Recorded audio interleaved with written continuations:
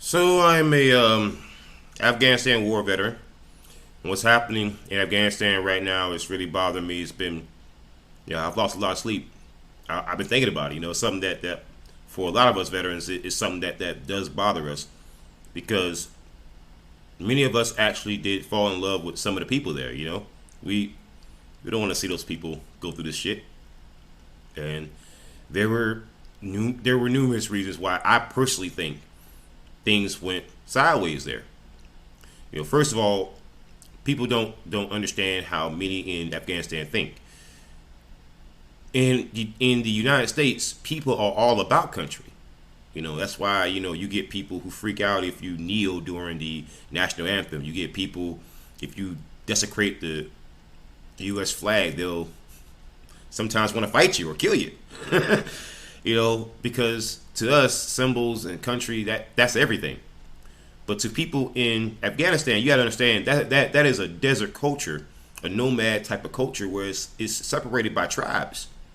And so if you got a a culture that is heavily influenced by bartering and trading, it's not going to be so much about country. It's going to be about tribe because that just makes the most sense when you look at social evolution.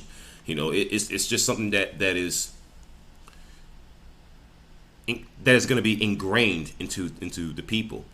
And part of the reason why you have this dynamic, from what I've been told by interpreters, what I've been told by many people who live in the country, who worked in the bazaar, but could also speak very very good English, is that you've had so many invasions there from so many different sides that when you have this warrior type of culture and you've been invaded so many times, it's hard for it not to devolve into a tribal system. Whereas people can't be united because they've been driven apart so many times. And then every time that you are invaded, there are people who are left behind from the invading culture, from the invading armies that take up a permanent residence in Afghanistan. So that encourages even more internal xenophobia. That encourages even more internal divisions, segregation. And that's why you have so many tribes who don't like each other, so many tribes who won't even talk to each other. The majority tribe there are the Pashto, and they dominate pretty much everything. But what you're seeing in terms of the modern day chaos is that many of those tribes are starting to align, not so much for country, but to expel the Americans, to make a final stand, to make an actual country that's ruled by Sharia law. And I have no judgments about that. That's not my country. That's not my place. Freaking Sharia law. I personally would prefer a democratic government, but at the end of the day, that's not my country. And I think that me trying to impose any of my own personal morals or personal values on someone else's country is part of the reason why we ended up there. So I have no judgments about that. I'm trying to learn my lesson personally, because for many many people, this war was only a war that's just going to cost us that's just going to cost them tax dollars. For me, it was a war that changed many aspects of my life. So it's a little bit more. I don't want to say more important to me, but it's hard to not say it. More important to me than most people, because I actually do care about what happens to the people there. And with that said, it's not shocking that things went to shit. It's not shocking.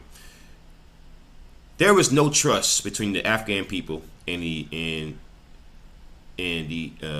Afghan National Police. The people did not trust them, and they had no reason to trust them.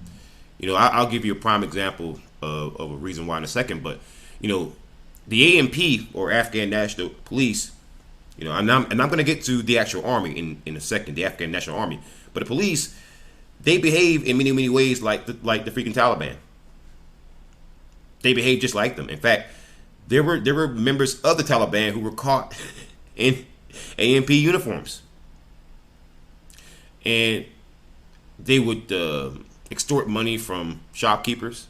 They would take things from citizens, beat up citizens, kill citizens, and they would do other things that were pretty sick. And I'm gonna give you a story with that. I remember when I was on an ECP as an entry control point, and the only thing separating Kandahar airfield from Afghanistan was me and my team and other ECPs that were scattered throughout the outposts, the FOB. And across the street from our FOB was this Afghan National Police outpost. And that outpost, we all had some suspicions about things that were going on that was over there, but we tried not to rush to any conclusions. Well, there was one morning after a long shift, a long night shift of being rocket attacked. This mortars, Jesus, rockets, whatever you want to call them. They were just flying everywhere, and that was a rough night. But the following morning, we started receiving small arms fire, and it's from a little kid. Well, I call him a kid. He's about 15 years old, and we all put on our body armor, because sometimes you can just dress down, depending on where you are on the ECP. But we got on our body armor. We ran into our up armor vehicles. We had up armor Humvees and MRAPs out there. MRAPs are kind of like kind of imagine a giant 18-wheeler with very, very thick armor that used to roll over a lot, but they try to actually fix that. That's kind of what an MRAP is. So we got into our vehicles and we just waited it out because none of us wanted to kill a freaking kid, and all he had was small arms, and he wasn't anywhere near the actual FOB, like towards anybody that was gonna be hit by a handgun. Yeah, we didn't handle it exactly by the book, but when we thought that he ran out of freaking rounds, we put on our body armor, got back out of our out of our vehicles, and it was me and another guy. I can't remember his name though, but we all had code names, and we all called him Lionel because he was kind of a big tough guy. But we grabbed him and we pulled him back to one of our Humvees, and we disarmed him. We checked him, and we had one of our interpreters come and question him. And coming to find out, the Taliban was threatening his family, and that's the reason why he was forced to go do that. Because back during those days and even before that, the Taliban would send what I would call crash dummies. People who were being extorted or owed the Taliban some money, even though really they never really owed the Taliban anything. That the Taliban would extort money from the people of Afghanistan, and then just imagine a tab for protection being ran up, and you are now owing them money. Well, they would force people to say, well, either you pay or we kill your entire family, or we slaughter your whole village. Or the alternative is to go do some stupid things like become a suicide bomber, or go shoot at American troops at an outpost, have them go kill a kid, 15-year-old, and that be plastered all over CNN. They would do things like that just to use it as a marketing tool. And we tried our best to avoid giving them what they wanted, especially when they would use children, because I'm not a baby killer, and I refuse to be. We handed that kid over to the Afghan National Police. We asked about that kid. We asked about him every day for about 3 weeks. And then a few of us started gradually forgetting, because we had so much other stuff that was happening. It's a combat zone. But I say about a couple months later, I did go and ask an interpreter named George. And that's not his real name, of course.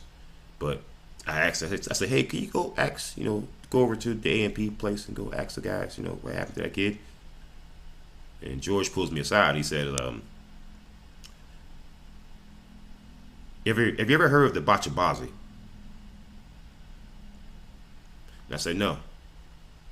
And George explained to me that boys, even teenage boys, but especially young boys who were caught by certain members of the AIM, the Afghan National Police or the Afghan National Army, they will be forced to dance in disgusting ways, and they'd be sexually taken advantage of. As a victim of sexual assault as a child who's never gotten justice, that's the reason why I'm currently holding a grudge against the sheriff of the year for the United States, Leon Lott in Richland County, who covered up my child molestation.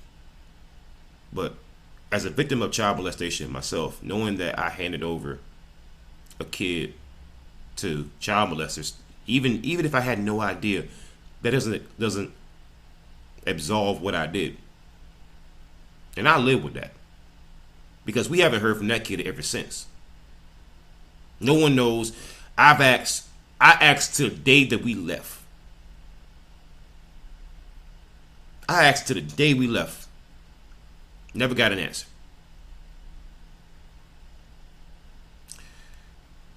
That's the kind of police that the people of Afghanistan had to lean on.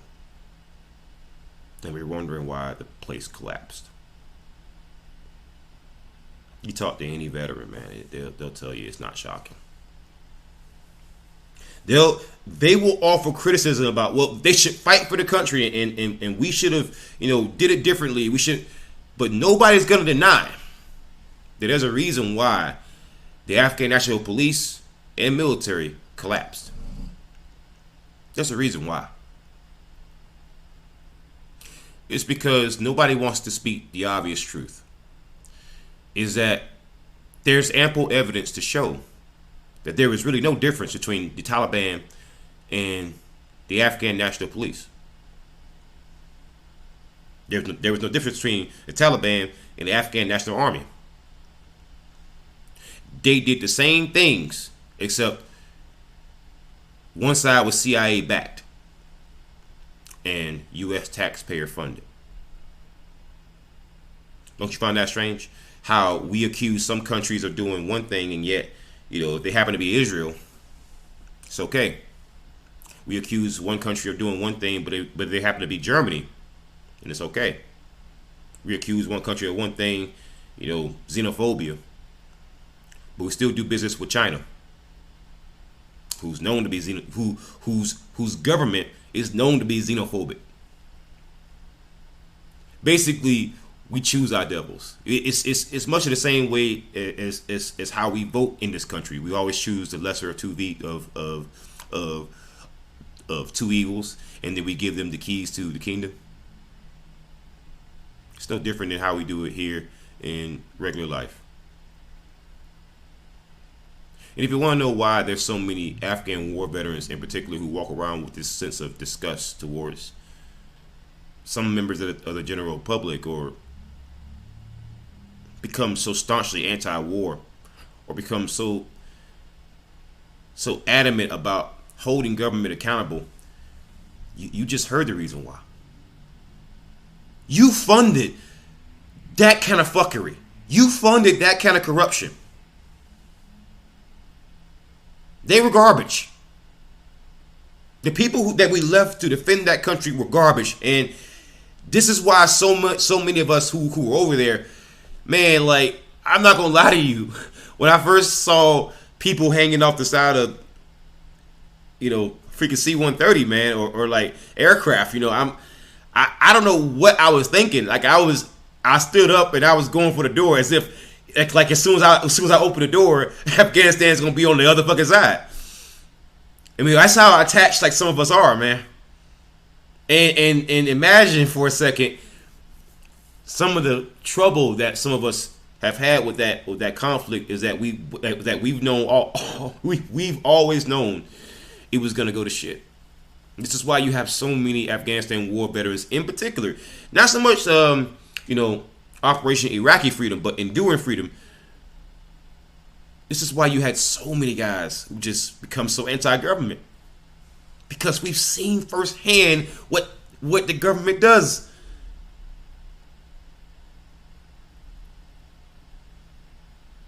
There are things that I've saw there that I don't think I ever really come to terms with, man. But to George, I hope you made it out, man. And to everyone, to anyone in Afghanistan who can speak English, Godspeed. And I am so sorry that we ever got involved in that damn country, man. That's that wasn't our place. We should have minded our business. And yeah, sorry, Joe Biden, but that is your Saigon moment. Yeah, Bush can share most of the blame. Obama definitely shares some blame, and Trump is not innocent. But it doesn't matter who's at fault. At this point, what matters is there's people who are going to suffer, and many of us who were there are going to have a really tough time dealing with that.